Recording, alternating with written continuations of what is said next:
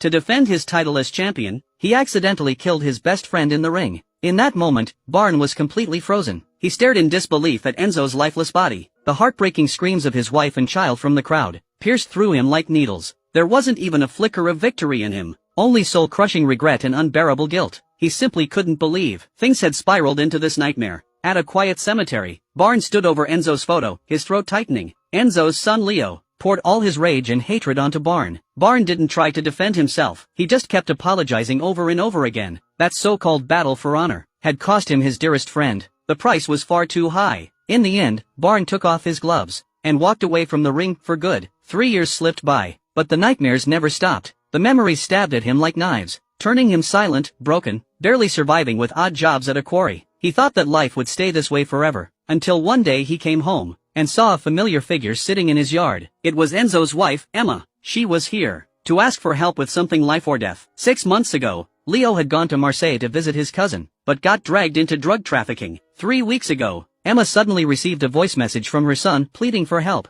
She called him right away, but his phone was already off. She went to the police, but after a full week, they still had no leads. Desperate and out of options, she turned to Barn, hoping he'd be the one to bring her son home. Barn didn't hesitate for even a second. He owed this mother and son too much. Before he left, Emma gave him the protective bracelet she had worn for years, praying it would bring him back safely. Barn took the address and made his way to the city of Marseille. It didn't take long to find the apartment. As he walked up and reached for the door, he realized it wasn't even locked. The place was completely empty, a mess of overturned furniture and chaos. It was clear something violent had happened here. He was still trying to make sense of it, when suddenly, someone crept up behind him.